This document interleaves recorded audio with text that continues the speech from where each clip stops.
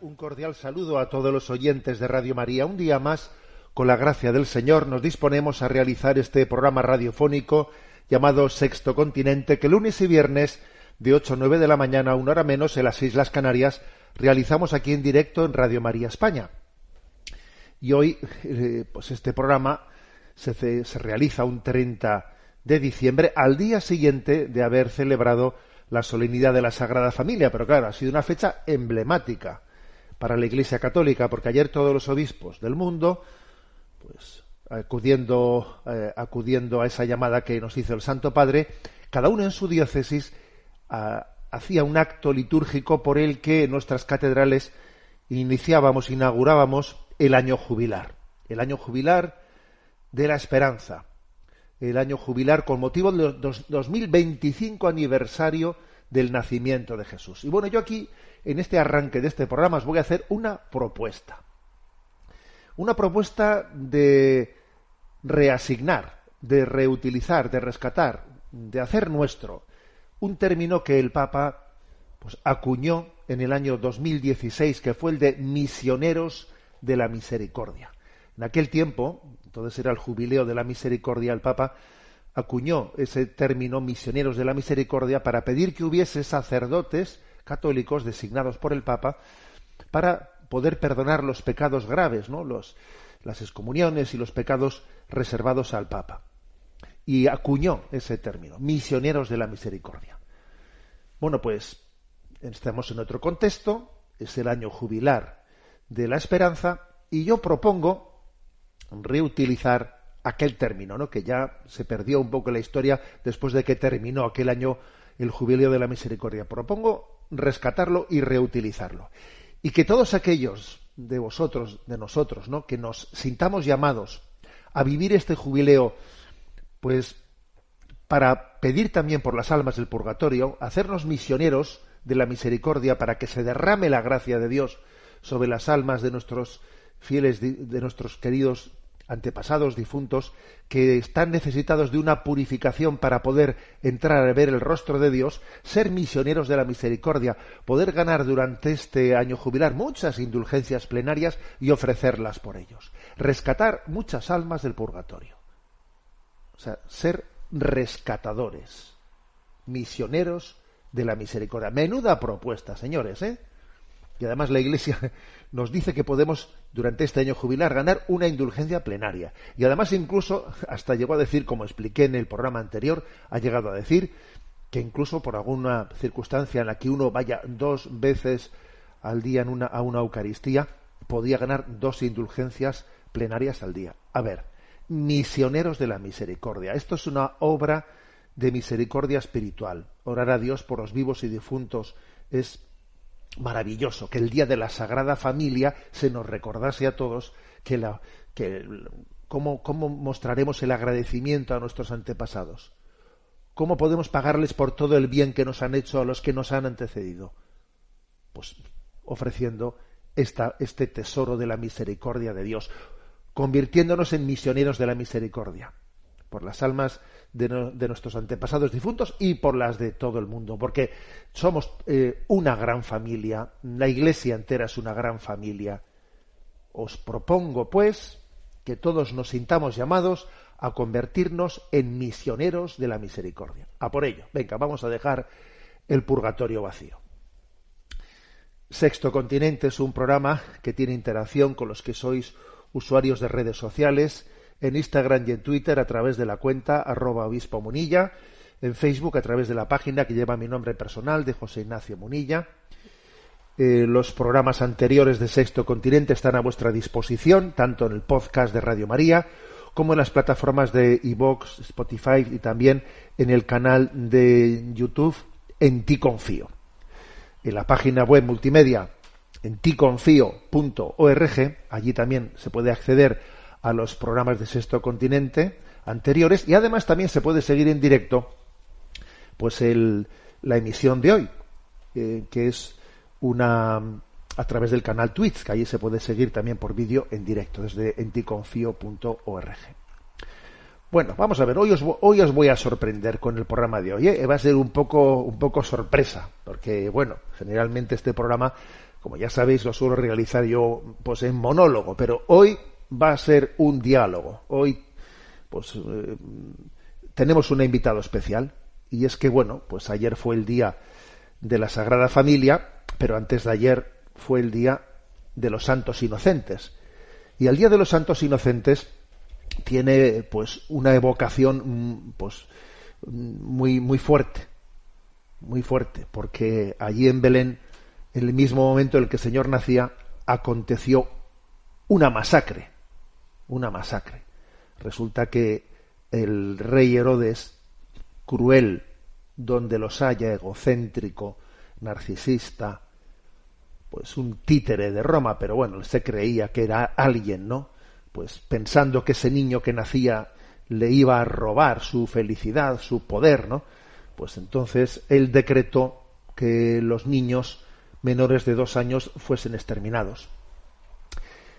El cardenal Danielou, ya fallecido, que fue un gran estudioso pues de las Sagradas Escrituras y de los padres de la Iglesia, el cardenal Danielou hizo un estudio en su tiempo intentando calcular cuántos niños pudieron ser los que Herodes masacró. Hizo un estudio qué población podía haber en el entorno de Belén, cuántas personas podrían haber, cuál podía ser la natalidad en aquel tiempo, claro, de una manera muy, obviamente, ¿no?, aproximativa, ¿no?, vamos, a ojo de buen cubero, como se dice, ¿no? Y entonces él llegó a la conclusión de que los niños menores de 2 años en el entorno de Belén, pues podían ser unos 200. Y entonces, claro, uno dice, los santos inocentes fueron unos 200 niños, ¿no? Pero es que resulta que actualmente en España son más de 200, pues son más de 200 y pico, ¿no?, los niños que diariamente mueren destrozados, desmenuzados por motivo del aborto, diariamente, solo en España. Y sé que este programa se escucha en muchos lugares más, en muchos otros lugares, pero solamente en España.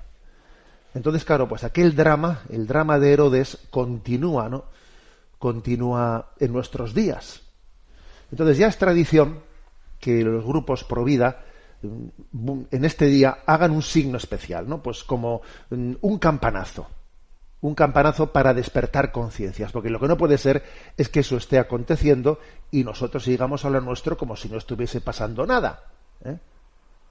Es como si en los tiempos de la Alemania nazi, pues bueno, uno siga su vida, mientras que al otro lado del muro hay un campo de concentración. Oye, yo no puedo seguir adelante en mi vida como si aquí no estuviese pasando nada. Al otro lado de este muro, sí, están pasando cosas terribles, ¿no?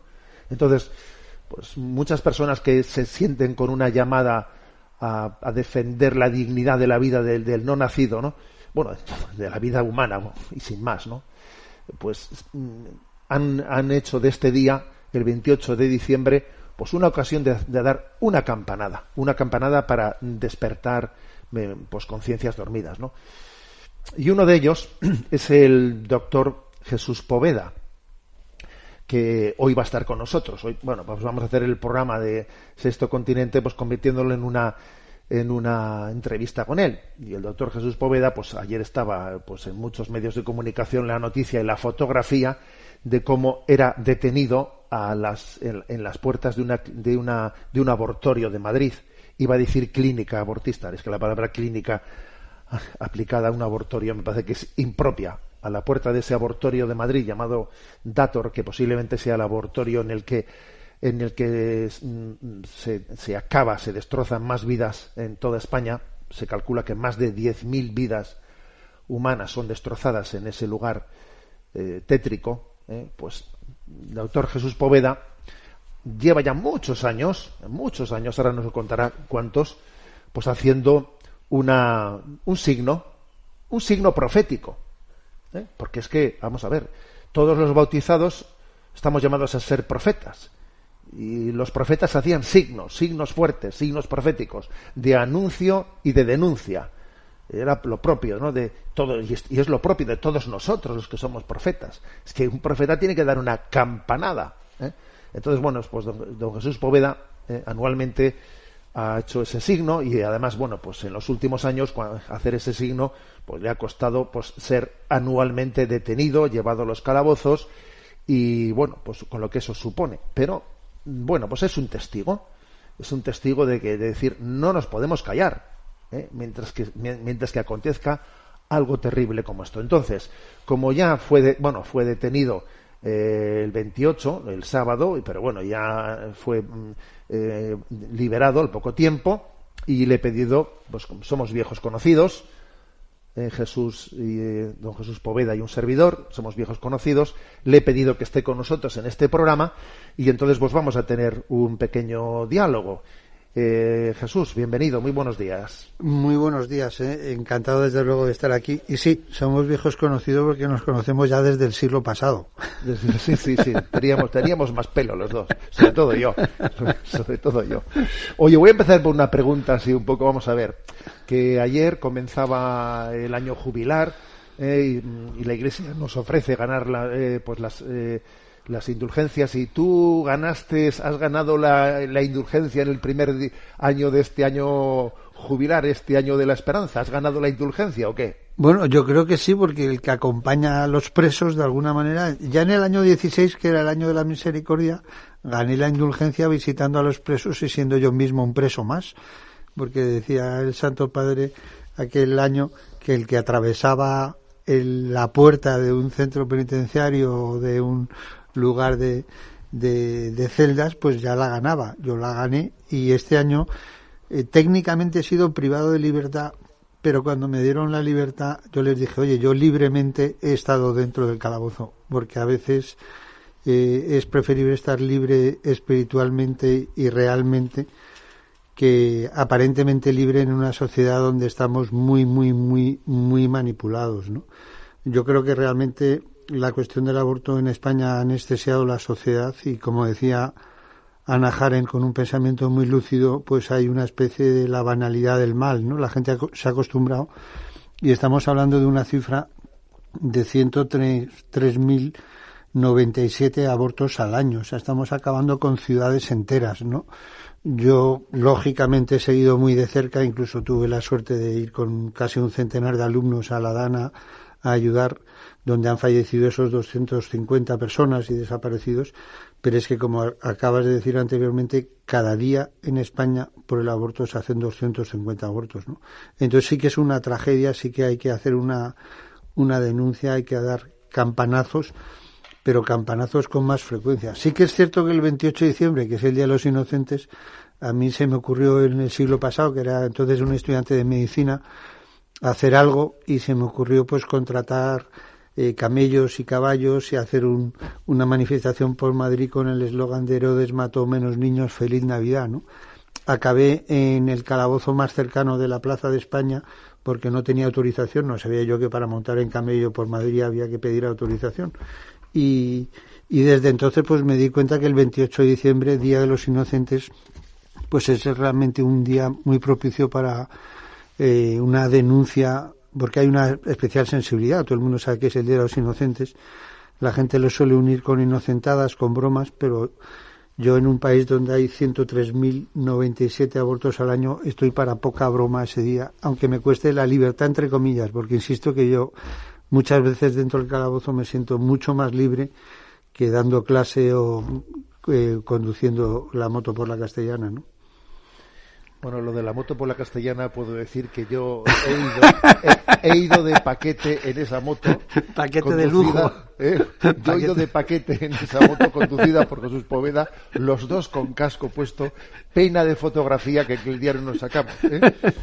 Bueno, que conste que esa frase de Herodes mató menos niños, feliz Navidad, la utilicé pues precisamente para hacerme eco de tu gesto profético delante del abortorio, de tu detención, y allí recordé ese momento en el que cuando tú y yo éramos jóvenes hiciste aquella locura de subirte a un camello, de vestirte allí de mago, y de decir Herodes mató menos niños, feliz Navidad, hasta que lo que nunca he terminado de saber es de dónde sacaste el camello. Pues mira, es muy sencillo. En Madrid hay unos estudios de cine que eran de Samuel Bronson, fueron los que filmaron las famosas películas como La caída del Imperio Romano o 55 días en Pekín. Los estudios de Samuel Bronson al final acabaron en una pequeña finca en la carretera Colmenar que se llamaba La Ponderosa.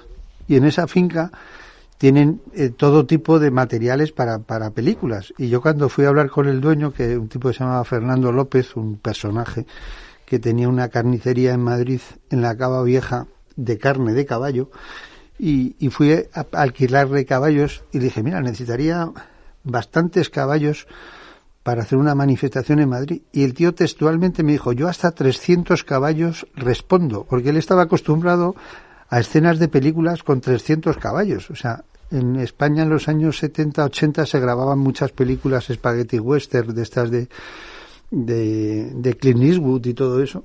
Y el tío tenía hasta 300 caballos. Tenía incluso caballos de estos rellenos de paja para cuando había habido una batalla, aparecían caballos muertos y tal.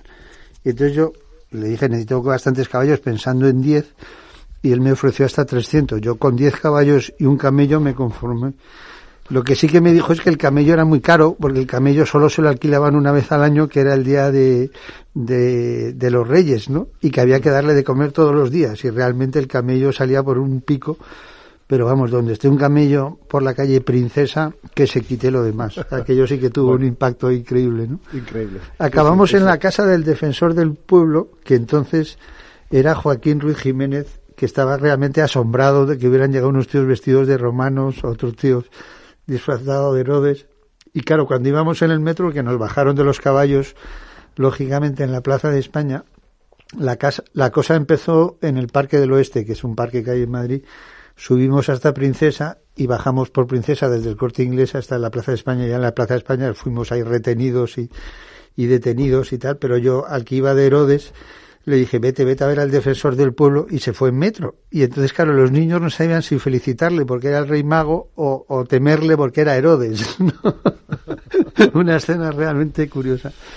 Y realmente al principio en España había muy pocos abortos, apenas el primer año hubo 30, el segundo hubo 60, pero luego enseguida se generalizó. Yo me temo que con el tema de la eutanasia, que este año lo he oído muy relacionado, tema de aborto y tema de eutanasia, vuelva a pasar lo mismo. Inicialmente hay una gran resistencia profesional, hay mucha gente que hace pues objeción de conciencia verdadera, ¿no? Pero luego las sociedades de consumo, que es donde estamos, son sociedades que se acostumbran y se aburguesan, ¿no? A mí me gusta mucho hablar, si no, no estaría aquí a estas horas de la madrugada hablando, y todos los sábados por la mañana acudo al establecimiento abortista Dator, al gran negocio Dator, donde antes hacían 10.000 abortos al año y ahora solo hacen 5.000, y espero convertirlo en una guardería, es uno de esos sueños que tengo. Y muchas veces hablo con el conductor de una ambulancia que trae a una chica a abortar, ¿no? Y le digo, pero usted se da cuenta de lo que ha hecho, porque yo voy con otra ambulancia, entonces hablo como de conductor a conductor, ¿no?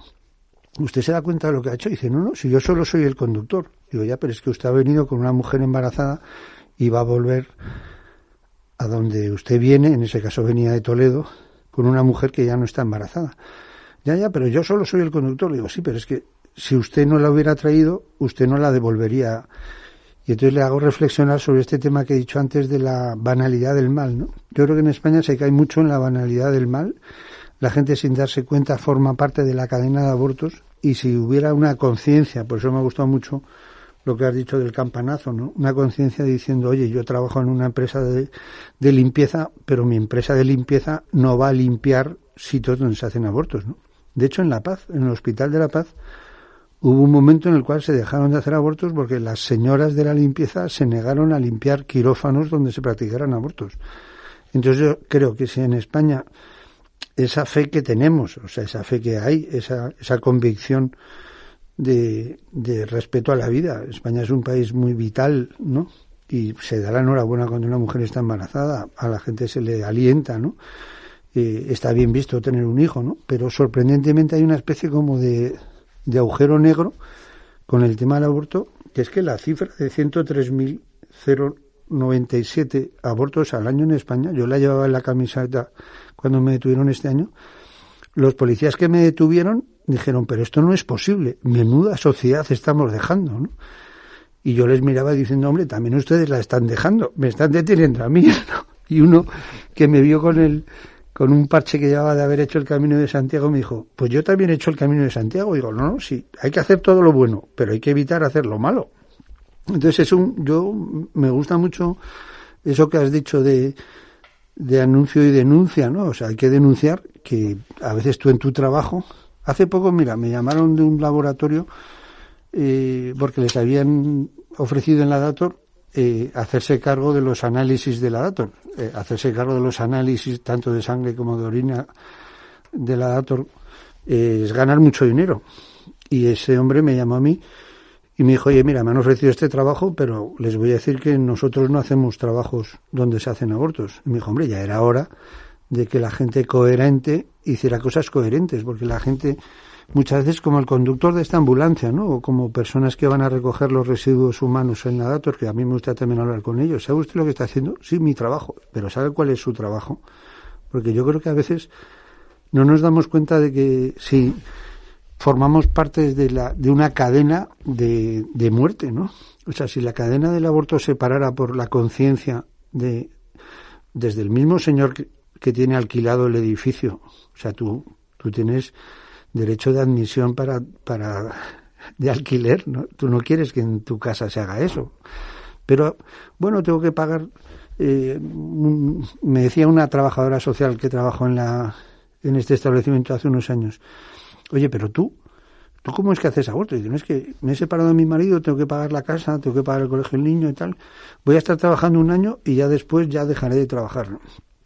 Otro día, hablando con el mismo director de la Dator, exdirector, porque una buena noticia es que los directores de la Dator y el equipo anterior han vendido el negocio, porque últimamente les iba mal, insisto, han pasado de 10.000 a 5.000, y espero que pasen de 5.000 a 0 y convertirlo en una guardería.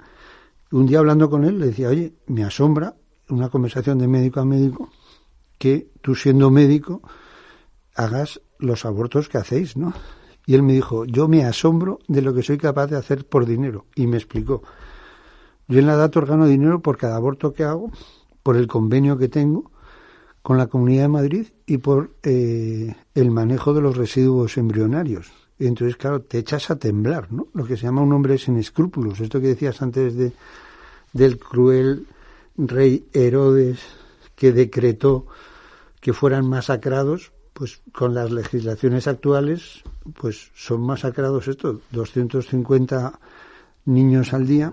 Y luego, sorprendentemente, que es un poco, a mí lo que más me gusta, y lo digo siempre este día que soy detenido, es que a mí me gusta hacer 364 días de asistencia. O sea, yo soy médico, a mí me gusta ayudar a las mujeres, me gusta decirles la frase de ¿qué necesitas para no abortar? Es como mi frase favorita. Gracias a esa frase, pues el movimiento Pro Vida ha podido ayudar a miles de verdad, de mujeres, ¿no? Porque muchas chicas llegan accidentalmente ahí, pero accidentalmente. Yo la primera vez que formulé esta frase ya como muy de esta manera, ¿no? La frase es ¿qué necesitas para no abortar? Y esta frase siempre la digo acompañado por de alguna chica, de alguna estudiante, de alguna mujer, en ese caso de una enfermera. Y nos presentamos, mira, soy Jesús Poeda, médico, ella me dijo su nombre, soy Mamen, enfermera, y solo queríamos preguntarte una cosa, ¿qué necesitas para no abortar? Entonces nos miró con mucha atención y una mirada muy limpia, y dijo, pues mira, yo no quiero abortar, pero es que soy menor de edad y mi padre me ha echado de casa sin aborto, y por eso he venido, ¿no? Entonces la miramos y le dijimos, oye, si es que hay casas de acogida. Y dijo, pues si vosotros me dais una casa de acogida, me voy a la casa de acogida, ¿no? Entonces llamamos a una de las redes que hay en España, que gracias a Dios hay muchas, Red Madre, asociaciones Pro Vida, en ese caso concreto llamamos a la Fundación Madrina, y me dijeron, sí, pues aquí en la Plaza de Castilla, apenas 500 metros de ese sitio, tenemos una plaza para esta niña, ¿no? Entonces, personalmente, Carmen y yo, Mamen y yo, la llevamos a este sitio y llamamos a su padre, porque claro, ella era menor de edad, entonces era una situación jurídica delicada, ¿no?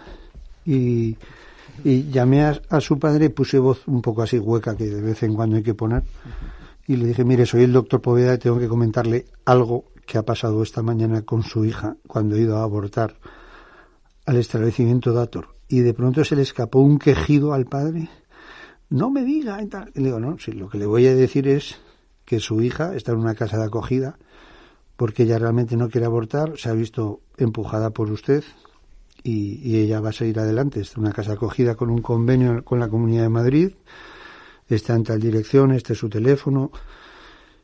Y me dijo, bueno, usted entenderá el problema que yo tengo. Le digo, pues si yo no le estoy diciendo que usted tenga problemas o no tenga problemas, pero es que su hija no quiere abortar, usted la ha obligado a abortar, y esto es lo que no puede ser, ¿no? Sorprendentemente y naturalmente, porque al final muchas de las situaciones de aborto son situaciones en crisis que se gestionan mal por parte del entorno. Ahí realmente los que estaban en crisis eran los padres, y los padres intentaron resolver su crisis haciendo abortar a la hija, ¿no? Sí. Y es un poco el ofrecer alternativas. O sea, yo creo que es una frase así muy redonda, que es que hay que ahogar el mal en abundancia de bien. O sea, y España es un país que se podría ahogar. O sea, volviendo a lo de la Dana, aunque sea un poco repetitivo, la cantidad de gente que cuando vio que había necesidades se ha volcado para ayudar, ¿no? Pues si recuperáramos esa sensibilidad con el tema del embarazo, que el embarazo en España es complicado, ya lo sé, que antes venían con un pan debajo del brazo y ahora ni siquiera pan de molde, o sea, ya lo sé, pero que hay que ayudar a esas mujeres, ¿no? Yo ya tengo la suerte de ser el padrino de hijos que he rescatado en la Dator, ¿no? Y entonces es muy bonito cuando la gente te dice, es que, la gente que te dice, es que es muy difícil ayudar. Digo, sí, yo no estoy diciendo que sea una tarea fácil, o sea, a mí este tema me ha complicado la vida, o sea, yo he tenido más de una ocasión donde un posible trabajo pues ha quedado supeditado a que soy un activista, pero prefiero ser un activista pro vida que un pasivista pro muerte, ¿no? Que es, porque yo insisto en esta idea, o sea, el que no aporta soluciones forma parte del problema, y en España hay mucha gente que forma parte del problema porque se ha acostumbrado a vivir en un país donde se hacen 103.097 abortos al año. Jesús, es que una cosa te voy a preguntar, ¿no? Creo, fíjate, has compartido ahora cosas pues tan dispares, ¿no? Como el hecho de que hayas tenido pues la experiencia, ¿no?, gozosa de poder ser padrino de niños que han sido rescatados. Incluso me has dicho ser padrino ya de hijos de niños que han sido rescatados, ¿no? Que también eso apunta a nuestras canas, pero bien, o sea que es maravilloso, ¿no?, lo que Dios te ha permitido hacer. Y decir, Señor, bueno, aquí me tienes como instrumento tuyo, pero también esto te ha complicado la vida. Y también has dicho ahí, así como de refilón, que también ha habido trabajos en los que te los has jugado porque alguien no quiere tener contratado un médico tan polémico, que no quiero yo tener tantos líos. O sea, a ver, tú has vivido contrastes, ¿no? Contrastes en la vida, porque cuando alguien, obviamente, se implica, claro, también al implicarse se complica, aunque luego al final se simplifica, porque cuando uno actúa en conciencia todo al final es sencillo, pero ahí hay contrastes, ¿no? Y por ejemplo, Jesús, uno de los contrastes es pues que ha sido detenido pues un montón de veces, una vez al año por lo menos, o sea, una vez al año por Navidad. Yo creo que aquí ya es un clásico, ¿no? Es un clásico. En Madrid el 22 es la Lotería Nacional, el 24 es Navidad y el 28 detienen la Poveda. 28, o sea, me lo decía ayer es que me lo decía uno de los policías que me detenía, decía, pero esto ya es una tradición. Y digo, claro que es una tradición, hombre, hasta que esto se convierta en una guardería, que yo creo que este 25, que es el año de la más de una alegría, no sabía yo eso de que la disminución de abortos en la Dator, no lo sabía. Jesús, ¿se aprende algo en el calabozo? Porque esa experiencia tuya de pasar por el calabozo tantas veces, tendrás un anecdotario de no veas tú, pero bueno, a ver, si tuvieses que explicar qué se puede aprender en un calabozo, vamos a ver. De no veas tú, el no veas corpus, ¿no? Que es que el haber sido detenido tiene que ser un poco justificado por la policía, ¿no?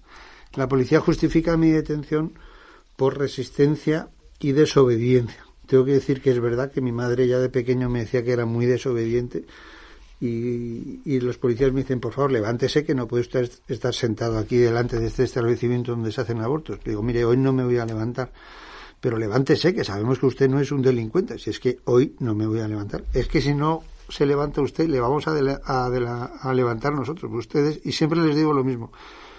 Ustedes cumplan con su obligación, que yo estoy cumpliendo con la mía. Entonces ellos me levantan, me trasladan a la acera de enfrente y me dicen, márchese, no me voy a marchar. Es que entonces le vamos a detener. Ustedes cumplan con su obligación, que yo estoy cumpliendo con la mía. Y ya cuando te esposan y te meten en el coche, te preguntan, ¿pero usted por qué hace esto? Y yo les suelo decir, pues es por un tema de conciencia. Entonces se miran los dos policías que me han detenido y dicen, ¿conciencia? Como diciendo, esto no está en el manual del policía que trabaja en la calle, ¿no? Y en el fondo yo creo que es ciencia y conciencia, ¿no? Yo cuando ahora hay este revoloteo por la lista de los objetores de conciencia, yo no he tenido que objetar nunca por conciencia, he objetado por ciencia, o sea, es ciencia, ¿no? A veces en algún debate me decían que eso de ir a hacer ecografías a la Dator es ideología, y yo digo, no es ideología, es ecografía. O sea, la ecografía te dice que hay un latido, la ecografía te dice que hay un movimiento fetal, por lo tanto hay vida humana, ¿no?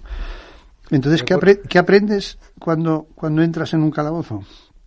Primero, que los policías forman parte de esa cadena de banalidad del mal a veces, o sea, que ellos están cumpliendo órdenes y tienen que ir a casa a dar de comer a sus hijos y son policías. Por otro lado, he de decir que nota una clara mejoría en la calidad física de los policías, están cada vez más fuertes, van más al gimnasio.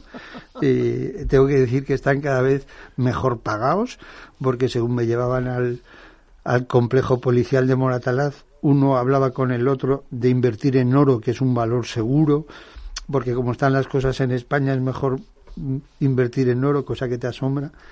Que tienen buenos gustos musicales porque iban oyendo rock FM, donde la música es muy buena.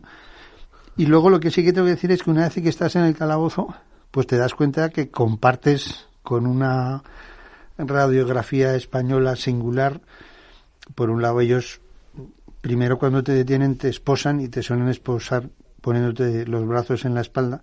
Luego se dan cuenta de que no hace falta ir esposado y ya te ponen las esposas delante, y ya en el último traslado ya iba sin esposas porque se dieron cuenta que era poco peligroso, ¿no? Cosas que aprendes en el calabozo. Uno es a estar solo. Estar solo, yo creo que en una sociedad como la actual es muy importante, ¿no? Estar solo es que te cachean y te quitan todo. O sea, me quitaron hasta el escapulario para que no me ahorcara, lo cual sería como el colmo de un provida, ¿no? Que se ahorque en el calabozo con el escapulario, ¿no?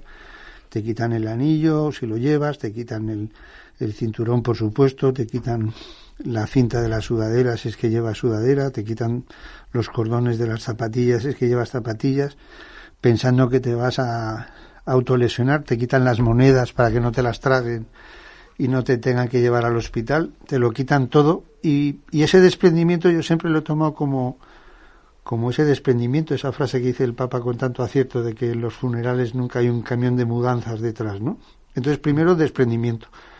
Otro es compartir situaciones con compañeros, entre comillas, de celdas, ¿no? Se quejaba el otro día uno porque no venía su abogado y dice, claro, es que no le he pagado y no me extraña que no quiera venir, ¿no? Pues claro, el abogado hay que pagarle, si no luego no va, ¿no? Ellos este año, por la comisaría en la que estuve, tenían interés en que pasara la noche. Este año ha sido, el término jurídico es privado de libertad. He sido privado de libertad durante 12 horas y tenían intención de que pasara ahí la noche, pero gracias a que yo no gasto en abogados, sino que invierto en abogados, llegó el abogado y justificó que yo no tenía ningún tipo de antecedentes, que yo lo único que hice fue desobedecer, que sí que hubo una cierta resistencia, pero en ningún momento violencia. Entonces hizo ver al policía, que en ese momento hacía de secretario judicial, que no tenía sentido que pasara ahí la noche. Pero la intención inicial es, este hombre nos ha desobedecido una vez más, este hombre va a estar aquí en la medida de lo posible retenido mucho tiempo, ¿no? Estuve 12 horas, que tampoco está mal, ¿no? Tampoco está mal, sí. Y en 12 horas se reza muy bien. O sea, primero te desprendes, luego compartes con otras personas que están en el calabozo. En el calabozo de al lado había un chico que se había peleado con otro que se había metido con su madre, y yo decía, yo sería capaz de pelearme con alguien porque se metan con mi madre hasta este punto. No está bien pelearse, pero oye, que también hay gente digna que por dignidad está ahí, ¿no? Y aprendes que es mejor pagar al abogado para que te haga caso si tienes que ir al juzgado. Y sobre todo aprendes a estar solo y los ecos de los calabozos, ¿no? El eco que hay, ¿no? Había pues personas latinas detenidas y llamaban a la policía de una manera que me llamaba la atención, porque no le llamaban como aquí se llama a la policía, que era policía, ¿no? Sino que les llamaban como si fueran los dueños o los gobernadores de la cárcel, del centro penitenciario, ¿no?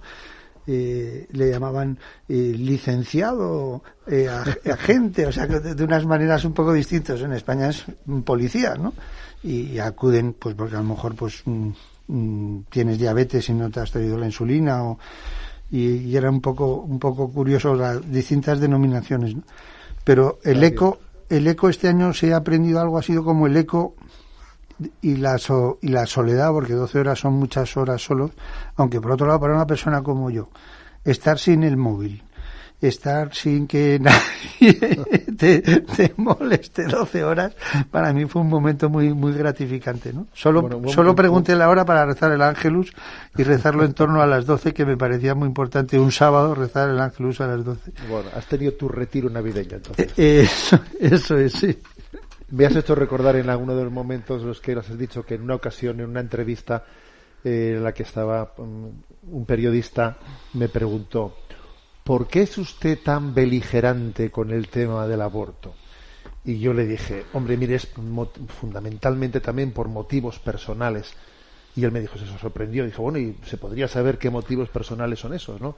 Y le dije: mire usted, es que se lo voy a confesar, yo también fui embrión, le dije, yo también fui embrión. Entonces le dije, es que no puedo por menos dejar de ser beligerante. Bueno, vamos a seguir esta conversación, si te parece, y además también como este programa se escucha también en muchos países de Hispanoamérica, pues vamos a hablar de cómo va la causa provida en España, en el mundo, pero estamos en Navidad, ¿sabes? Y Navidad significa natividad, que algunos se están olvidando ese pequeño detalle, que una Navidad sin natividad, pues tú verás, es como pues una carcajada sin alegría. Entonces, es Navidad, esta es la Natividad, y vamos a tener nuestro momento de oración, de descanso, de contemplación, escuchando este villancico, Hoy en Belén, cantado por Hakuna Group Music.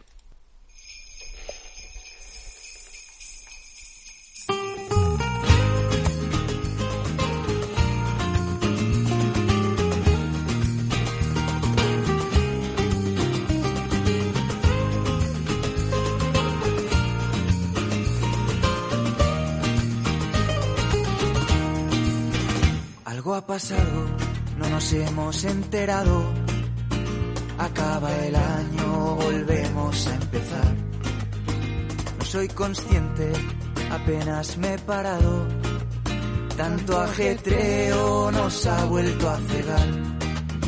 Pero tú has llegado para abrir tus brazos y con tu abrazo acoger mi realidad. Y que mi pobreza, mis fallos y miserias se hagan regalos en Navidad. Y no entiendo por qué junto a María y José Dios se hace carne, mi carne. Y no entiendo por qué junto a una mula y un buey nace en mi vida, hoy en Belén.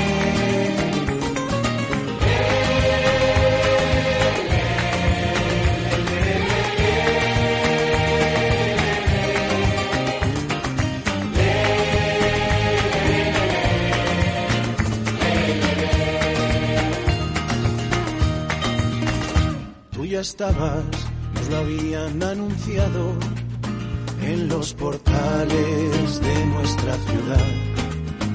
Todos los rostros que gritan, sufren, lloran, cuya mirada nos lleva a tu verdad.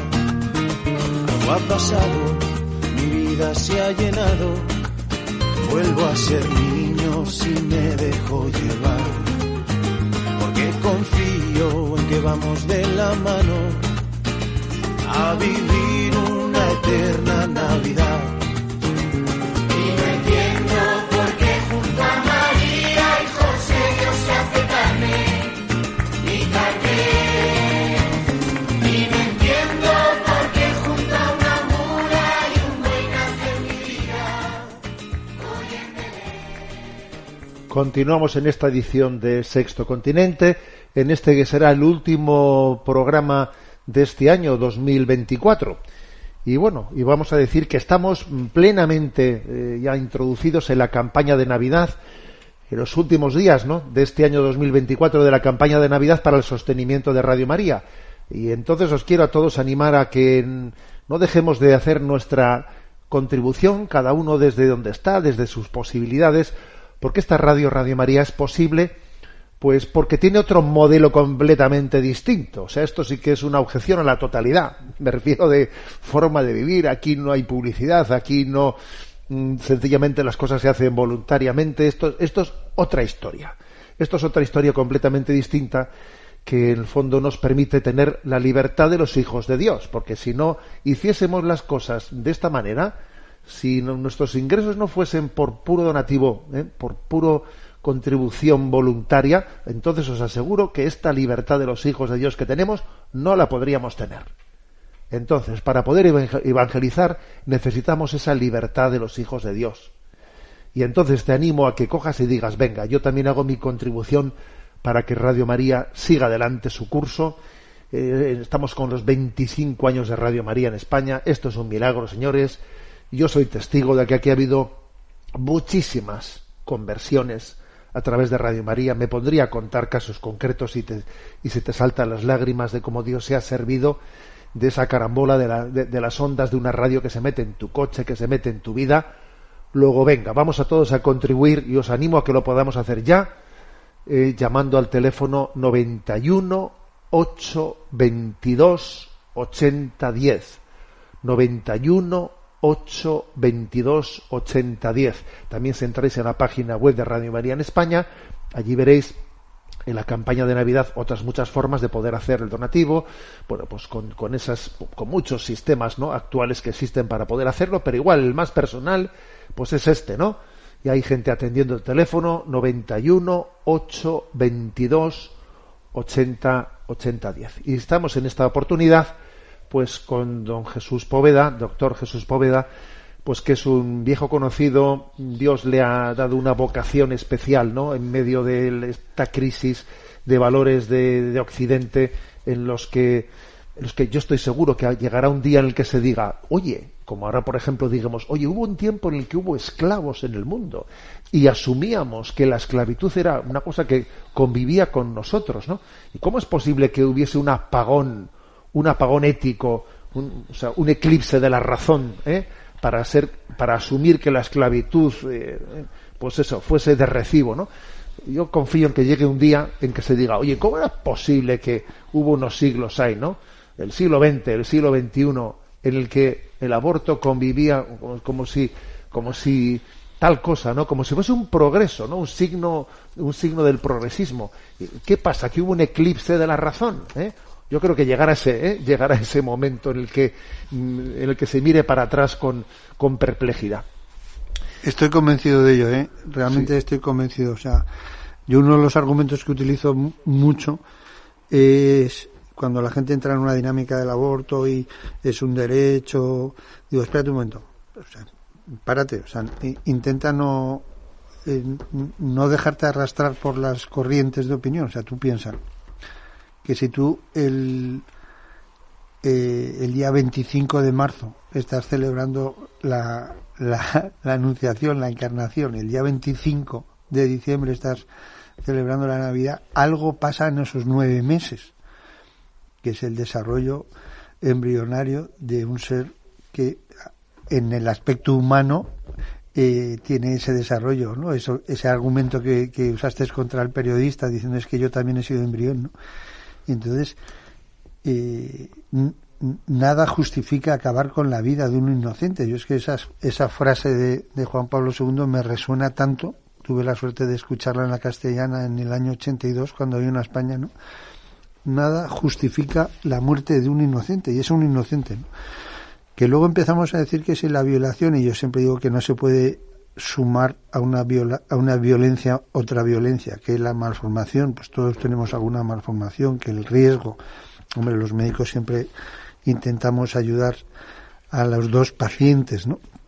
Pero lo cierto es que hemos entrado en un plano deslizante en España tan sorprendente que se llega a esa cifra de más de 100.000 abortos al año, ¿no? Y España es muy ejemplar para lo bueno y lo malo para todos los países de Hispanoamérica, ¿no? Y en muchos países pues están viendo qué pasa en España. Por eso es tan importante todo lo que se está haciendo en España, y yo creo que ahora la tendencia, que es como hemos sacado la primera parte del programa, es realmente a una mayor sensibilidad a la cuestión de la ayuda a la mujer embarazada. O sea, ahora mismo, por razones muy diversas, razones de demografía, donde las pirámides se convierten en pirindolas, ¿no? Razones de seguridad social. O sea, cuando uno viaja, por ejemplo, a África, se da cuenta que muchas mujeres en África tienen un hijo porque es su seguridad social, es la que le va a cuidar, ¿no? Pero es que en Europa está empezando a pasar lo mismo, ¿no? O sea, el estado de bienestar ha dejado ya de existir, no hay un estado de bienestar, económicamente no salen las cuentas. Entonces la naturaleza, por así decirlo, vuelve a imponer sus reglas, ¿no? Entonces, si tú respetas a los no nacidos, la vida te respeta al final de la vida, ¿no? Y si no pasa esa frase que ya decíamos, que quien aborto mata, eutanasia muere, ¿no? Pero por razones incluso estrictamente económicas. Entonces a mí me parece que la balanza en España, y es lo que yo veo en los últimos años, se empieza a decantar o a pesar más en los argumentos pro respeto a la vida, ¿no? Y a mí me gusta mucho subrayar la idea de que el que no aporta soluciones forma parte del problema, pero es que en España es tan fácil aportar soluciones. Por ejemplo, esto que acabas de decir de Radio María. O sea, Radio María, ¿por qué es tan libre? Pues yo, es una de las cosas que he pensado en esas 12 horas de calabozo. La palabra libertad me gusta un poco desglosarla en cada una de las letras que componen esta palabra, ¿no? Y la libertad primero tiene que ser libre, y la libertad, nos lo dijo el Señor y lo sabemos, se apoya en la verdad. O sea, la verdad te hace libre, si no, no puedes ser libre. La mentira es el aborto, la mentira es la eutanasia, la mentira no te permite ser libre, ¿no? Y luego la I tiene que ver con la independencia. O sea, hay que ser independiente. O sea, si tú dependes de un Estado injusto, vas a acabar haciendo cosas injustas, porque si no te van a retirar la subvención y tú quieres seguir. O sea, tantas ONGs que empezaron con un cierto frescor para ayudar acaban siendo lo contrario a lo que empezó, porque no son verdaderamente independientes, ¿no? Y la independencia muchas veces te la da la economía, lo has dicho con esa naturalidad con la que hablas, ¿no? Entonces hay que ser libre, y ser libre te tienes que apoyar en la verdad. Hay que ser independiente, o sea, tú económicamente tienes que tener una independencia económica. O sea, más vale que 100 personas te den 1 euro que el Estado te dé 100 euros, porque al Estado, cuando no le salgan las cuentas, te lo va a dejar de dar. La B de la palabra libertad, a mí me gusta mucho unirlo a la belleza. Ese planteamiento tan bonito de que la belleza salvará al mundo, ¿no? Yo estoy convencido que es la belleza, ¿no? La belleza del respeto a la vida, la belleza de un embarazo, la belleza de una familia, ¿no? Frente a la vileza o al horror, muchas veces, ¿no? Cómo se puede poner modelos no precisamente de belleza, sino de fealdad, ¿no? Yo en ese aspecto estoy muy y con los rusos, ¿no? De que la belleza salvará al mundo, ¿no? En la R de la libertad a mí me gusta mucho asociarla a la palabra responsabilidad. O sea, la libertad conlleva una responsabilidad. O sea, las personas que saben que somos y no sabemos libres, tenemos que ser responsables de sabernos libres, ¿no?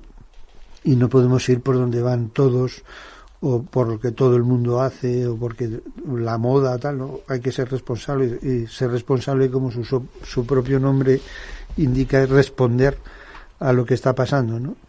Tú insistías mucho en que yo tengo pues como una especial sensibilidad a este tema, una especial don. Yo me siento un poco responsable de ese don. O sea, hay gente que cuando va por el campo pues le llama la atención el colorido de las flores, a otros les llama pues la atención las nubes. Yo me acuerdo que mi madre me decía, fíjate las nubes, qué bonitas son, Jesús, y la cantidad de cosas que uno se puede imaginar con las nubes. Yo tengo la sensibilidad de la vida, o sea, yo veo ahí como cosas vivas, y eso es lo que... Entonces, eres doctor, eres médico, que yo también, claro. Antes cuando hablabas de cómo, por ejemplo, en alguna de esas operaciones de rescate te presentas junto con una enfermera diciéndole a alguien qué puedo hacer, es que la fuerza también vocacional de un profesional que Dios le dio un don para cuidar la vida, tiene una fuerza muy grande. Permíteme una pregunta, Jesús, que el tiempo corre que vuela. ¿Sería correcto si, a ver, esta lectura que te voy a hacer así de la realidad, a ver si tú te identificas con ella, la matizas? El movimiento Provida, que ya tiene sus años, fíjate cómo en Estados Unidos, ¿no?, lleva un recorrido muy fuerte, etcétera. Empezó en los 70, sí. Los 70. El movimiento Provida parece que ha ido, ¿no?, también teniendo sus matices. Entonces parece como que hemos ido entendiendo que de una batalla en la que estábamos, sobre todo con todas nuestras energías centrados en la condena del aborto, en ser más bien reactivos, ¿no?, frente al mal, parece que hemos pasado en que, sin que lo primero obviamente se ponga en cuestión, porque como tú decías, nunca será justificable que la vida de un inocente sea masacrada, pero sin dejar la condena del aborto, parece que hemos ido también, ¿no?, tomando conciencia de que tenemos que pasar a ser propositivos en el rescatar uno por uno, en intentar, al margen del gran debate, ¿no?, generalista de aborto sí o aborto no, o sea, sin dejar de estar presente ese debate, pero vayamos a rescatar a este, al otro, o sea, consiguiendo salvar a personas en concreto sin que el debate global nos deje paralizados de rescatar a personas en concreto y dar alternativas. ¿Es así? ¿Te parece correcta esta lectura? Sin duda. Yo, la evolución mía personal, que siempre ha estado muy vinculada al movimiento Provida, yo reconozco que antes era más pro embrión, en un sentido muy como biológico, ¿no?, ahora ser más pro cultura de la vida. O sea, es toda una cultura de la vida lo que hay que cambiar, pero los grandes propósitos se concretan en pequeñas decisiones, ¿no? O sea, yo me siento más pro vida cuando hablo con una mujer que va a abortar, ofreciéndole qué necesitas para no abortar y llevándola a una casa de acogida, o qué necesitas para no abortar y recuerdo un caso, es que fue maravilloso, porque ella me dijo, mira, yo vengo a abortar porque me han dicho en la Dator que tiene malformaciones mi hijo y tengo que abortar, ¿no? Y yo le dije, bueno, si te lo han dicho en la Dator, permítame que duda y que pueda hacerte una ecografía. Entonces le hicimos una ecografía y lo que tenía era un embarazo gemelar. Claro, la alegría de esa mujer al constatar que no solo no tenía un problema, sino que tenía 2 hijos, fue mayúscula, ¿no? Entonces yo creo que hay que actuar local y pensar global. O sea, eso que se dice, no, piensa global y actúa local. O sea, yo creo que hay que tener una visión de cultura de la vida. Eso lo encuadró muy bien Juan Pablo II cuando empezó a hablar de generar una cultura de la vida, pero esa cultura de la vida luego se refleja en pequeñas decisiones, como mi empresa que hace análisis no quiere colaborar con este establecimiento abortista, ¿no? O mi empresa que recoge residuos no quiere recoger residuos embrionarios, o mi empresa que maneja ambulancias no quiere llevar a mujeres a abortar a este establecimiento, mi empresa que es de limpieza no quiere limpiar quirófanos donde se hacen abortos. Entonces yo creo que hay que tener un pensamiento muy, muy creativo, muy constructivo, pero luego hay que ser firme a la hora de las decisiones. Yo lo has comentado antes, ¿no? Yo doy clase en la universidad pública desde el siglo pasado, desde el año 95. Este año hará ya 30 años que soy profesor, y además soy profesor en un estilo de profesor muy poco frecuente en España, muy frecuente en Estados Unidos, que es el profesor asociado. El profesor asociado es un profesor que sabe de un tema y es el que más sabe, de manera que cada 3 años sale su plaza a concurso y la gana el que más sabe de eso. Entonces resulta que cada vez que en la Facultad de Medicina de la Autónoma sale la plaza de profesor asociado para dar clase en la Autónoma sobre adolescencia y sobre final de la vida y sobre situaciones de crisis, el que más sabe soy yo. Y entonces, aunque se presentan otros, yo vuelvo a ganar esa plaza, con la ventaja de que uno de los factores que se suman en esa plaza es los años de docencia. Entonces ahora mismo es muy difícil que deje de ser docente en esa plaza, porque el que más años lleva soy yo y nadie lleva tantos años. Pero es una razón estrictamente profesional. Y en alguna ocasión, algún alumno, alguna alumna, en concreto hace unos años la delegada, fue a hablar con el jefe del departamento a quejarse de que el doctor Poveda era provida y estaba en una universidad pública, ¿no?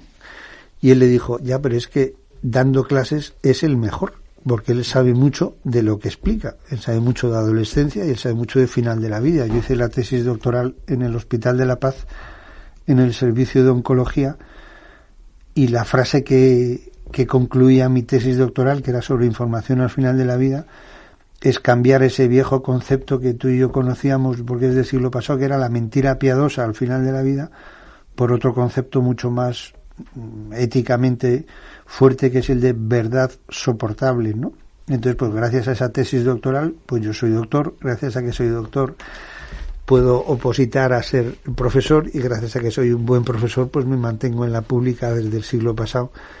Espero que hasta que cumpla 70 años, o sea, todavía me quedan 3 años de verdadera pelea en la universidad pública, en la Autónoma de Madrid, y ahí volvemos un poco a argumentos quizás que se aprenden en la infancia, ¿no? Que es cuando mi madre me decía, mira Jesús, lo que importa es que tú hagas el bien, ¿no? Y te quedabas con esa frase, porque el último viaje que hice con mi hermano José María a México, volvimos de haber presentado libros, haber dirigido tesis, haber hecho investigaciones, y cuando se lo estábamos contando a nuestra madre se quedó mirándonos y nos dijo, pero habéis hecho el bien. O sea, como diciendo, todo lo demás es interesante, ¿no? Pero hacer el bien, ¿no? Entonces yo creo que hay que hacer el bien, y a ser posible pasándotelo bien, ¿no? Por eso a mí me gusta lo de los camellos, o por eso a mí me gusta... Pues sabes lo que te digo, que nos vamos a quedar con esto, tenemos el tiempo. Hay que hacer el bien, y además pasándotelo bien. Yo creo que, voy a patentar yo esta frase. Hay que hacer el bien, y si es posible, pasándotelo bien. Aunque también es cierto que a veces el Señor nos pide también, hombre, el martirio a veces se tiñe de rojo, pero ese rojo a veces es precioso. Sí, ese rojo puede ser precioso. Creo que es una buena forma de concluir nuestro encuentro. Es verdad, ese rojo del martirio, Dios es capaz también de hacerlo glorioso, pero no únicamente glorioso después de, sino incluso durante. Hombre, parte de 100 por 1 es aquí, el 100, ¿no? Es aquí, sí. Jesús, muchísimas gracias. Hoy hemos hecho un programa muy especial de Sexto Continente. No acostumbramos a este formato, pero es que, ¿qué voy a decir? Es una buena manera de concluir el año, es una buena manera de iniciar este jubileo de la esperanza, es dar un testimonio. Creo que hoy en día también estos valores que intentamos transmitir en este programa de Sexto Continente, que es un programa pues que tiene también la vocación de cómo hacer presente, ¿no? La novedad de Cristo pues en la vida pública, pues yo creo que también el género testimonial obviamente ayuda mucho. No son únicamente unas reflexiones hechas por el obispo, sino que pues hemos incluido el género testimonial. Te agradecemos de todo corazón. Sigue así, no cambies, o sea, sigue así, haz el bien, pásatelo bien haciéndolo. Y danos la gracia, ¿no? Y danos, o sea, comparte también con el mundo la esperanza, porque yo creo que lo que hace este año de la esperanza es verdaderamente importante, porque no es el año del optimismo, que es una cosa vaso medio lleno, medio vacío, es de la esperanza, es esperar en algo que nos supera y que nos ayuda, ¿no? Yo la conecto con la última encíclica de que hemos sido amados. Entonces, si te has sabido amado, tú solo tienes que corresponder. Es así. Jesús, voy a dar la bendición, que si no aquí en la casa nos van a tirar por la ventana. Venga, la bendición de Dios Todopoderoso, Padre, Hijo y Espíritu Santo, descienda sobre vosotros. Alabado sea Jesucristo.